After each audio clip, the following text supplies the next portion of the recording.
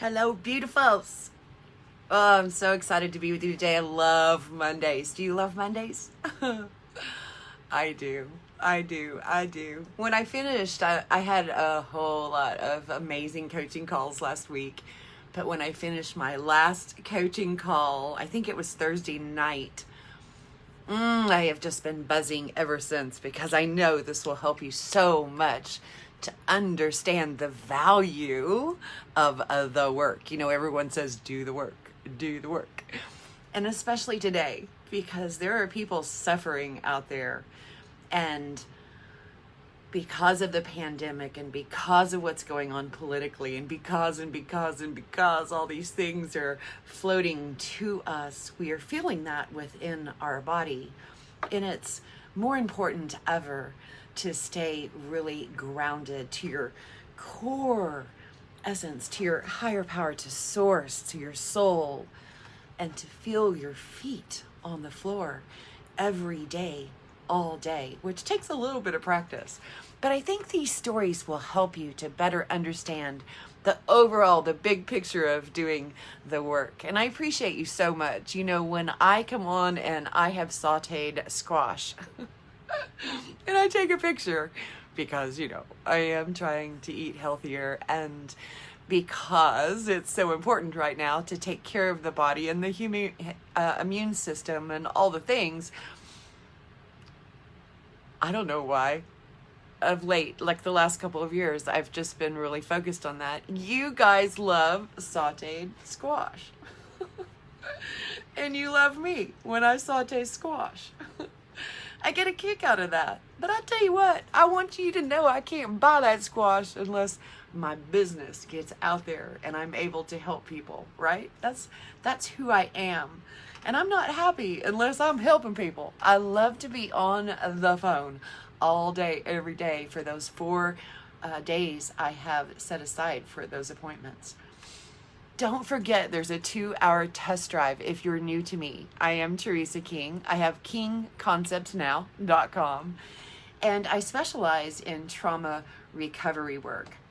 And yes, there are big T traumas that happen to lots and lots of people, and I specialize in those.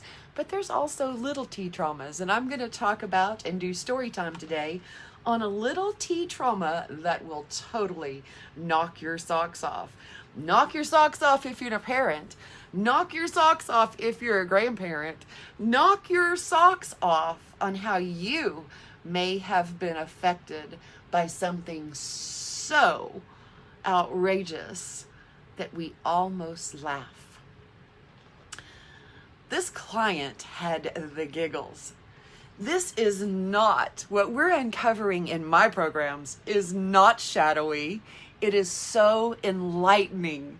Like I know, and she expressed the excitement of just knowing how that got all twisted up and landed like it did. So let's get into the story. You know, I'm very fond of the pissed offedness list. And from the pissed offedness list, when I'm on the coaching calls, I call upon higher power to join me in those calls. And I stay very open and very willing to those whispers that land within me during those calls. Silently, I called for a number to work on, and I heard 16. Silently again, while she was sharing or some point in the conversation, I asked again and got number 16.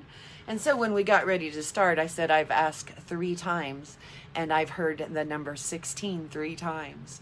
So if you will, please tell me what's on your pissed offedness list under number 16. She said I was 5. And we lived in an apartment complex, and I went down to my little friend's apartment and knocked on the door and said, can my little friend come play? And Mama said, no, not right now. She said, I remember just kind of standing back, and I was attempting to ask this mom when the little girl might be able to come and play with me. And she said, I think I was intimidated, and I was trying to come up with how to ask when she could come and play. And I rolled my eyes or looked off but she said the mom took it as disrespectful, and when she shut the door, called her mom.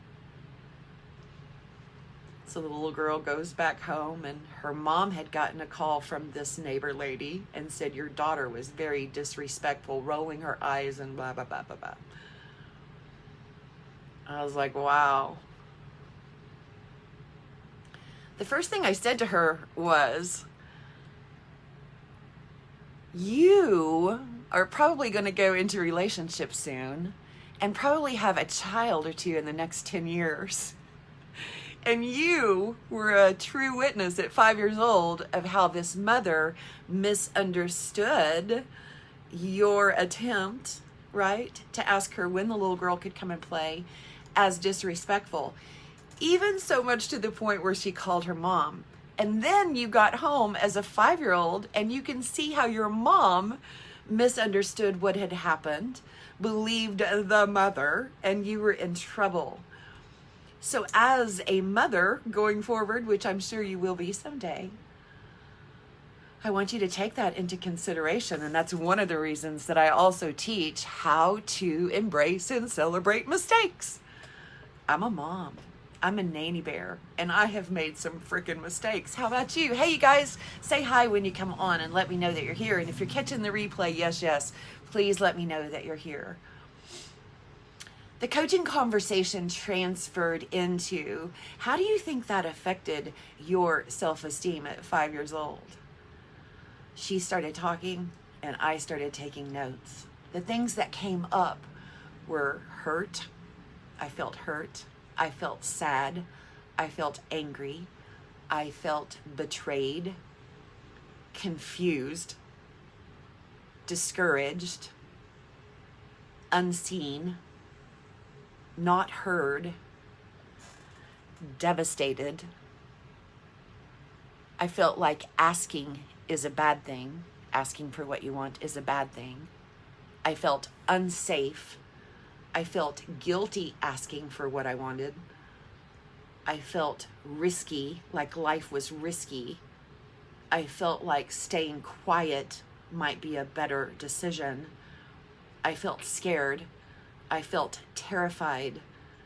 I felt distrustful of influencers in my life, teachers and parents and neighbors and adults and things.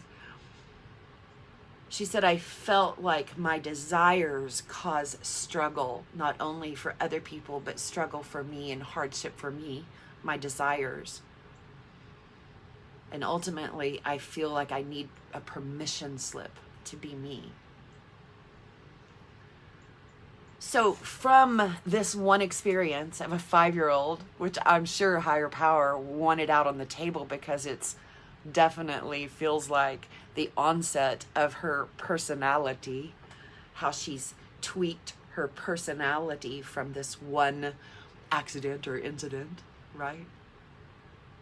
You see, we develop feelings when we run into a situation like that. And those feelings, then we develop beliefs. Like, if I just stay quiet, I won't have to deal with this. If I don't ask for what I want, I won't have to deal with this. If I just stay quiet. But she said, you know what is funny, Theresa, is when I got into drama club and I started acting and I started coming out and singing and dancing and playing a character, she said I could be super, super creative and flamboyant. I don't know if those are the words she used, but loud and proud and big, nothing like me. Right? I said, what do you think that's about? She was like, in acting, in performing, you don't need a permission slip. You just do it. You're playing a character. You have fun with it. You're creative. You just go. But in real life, it felt like I shouldn't ask, or I had guilt around asking. I was like, wow, this is so big. Do you see this? I said, you know, one of the things that my coach helped me with was the balance of masculine and feminine energy. I had a lot of masculine energy, just do, workaholic, go, plan, drive, get up early, stay up late, all the things. And my coach was like, I would love if you could just look at stepping into your feminine. Feminine is of intuition. Now I teach this to guys and gals, but guys are like, oh, my masculine is of action, but my feminine is my intuition. I totally have intuition. And they get all excited about that. And with this particular client, she was like, yes, I'm so feminine, but I'm out of balance when it comes to masculine and taking action. I was like, not anymore, because we just uncovered and discovered what the scene of the accident, the incident, brought to you, what feelings it brought to you, and what beliefs you established from that experience. All an illusion. That's why I say often, there is gold in those stories. Gold in those stories to better understanding how you became who you became. And what truly is holding you back is an old story. I tell that often. There is gold in those stories. And people love that. This gal was so excited just to know, wow. She knew there was a difference in her acting and her real life, but she didn't know why until this story was uncovered, discovered. We poked around on it and we asked questions. How does it affect your self-esteem and your security and your relationships, your sensualness, your femininity, your masculinity, and so on? So it's just fun. I want you to go to my website, kingconceptsnow.com, and under Work with Theresa, it has a 2-hour test drive. And we can get in there, you and I can get in there and play with these concepts. Hello, Ms. Tanya. Thanks for jumping on. Thank you guys for being here. I'm so dedicated. And it's not necessarily for you. You know, you're enlightened and you're trained and you understand these concepts. I'm asking you that if you love my squash, my sauteed squash, you also love the work I do, in that you're willing to private message it to someone, right, that you love, that might go, oh my gosh, that's so cool. Or that you might share this into your neighborhood, into your community, into your city, into your state, around the nation, hell, across the ocean, right? Because there's people out there who want to know and need to know the gold that sits within their stories that keep them shut down and tight and worried and fearful and so on. There's gold in those stories. I hope you'll go back and listen to the beginning and hear the full story. It was a 5-year-old experience. I thought even at the time, and I've thought since then, gosh, can I remember when I was 5? And yes, I can. And yes, I have some accidents and some incidents that I realized I had processed. You know, one of my biggest stories ever happened when I was 8, singing the national anthem. It kept me shut down. It kept me quivering inside. It kept me, where I couldn't enjoy speaking and sharing and teaching and going forward. And when I uncovered that story, it healed me to the cellular level. I call it cellular CPR. There's people out there, maybe even you, there's people out there who need that today, especially today. I'm proud to sit and to do this work, and I'm proud to share, and I'm proud to turn people on to those stories and the insight, the gold that is hidden in them. It is my greatest joy. When I hung up that phone, I think it was last Thursday night, I've thought about it every day since for 4 or 5 days. Could not wait till Monday got here and I could share it with you because I was traveling this weekend. I wanted to share it with you because there's so much value. Number one, as parents, we can see the importance of the sacred pause, the importance of sitting with a little 5-year-old when they come in and the mom has called us and told on them or whatever. Just sit in a sacred pause and ask all the questions that you need to know to have pure clarity and to honor the voice of a 5-year-old. Just take a sacred pause.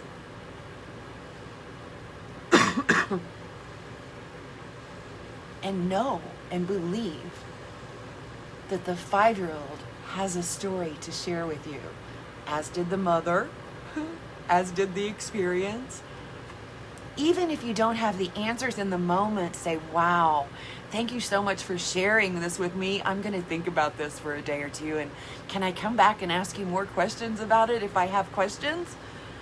And the little 5-year-old says yes. But it doesn't shut them down. It doesn't quiet their voice, right? It is loving. It is communication. It is groundedness that allows you to take a sacred pause and to hear your children. It is groundedness that allows you to take a sacred pause and hear your friends. It is groundedness that allows you to take a sacred pause and hear your significant other. Step out of normal.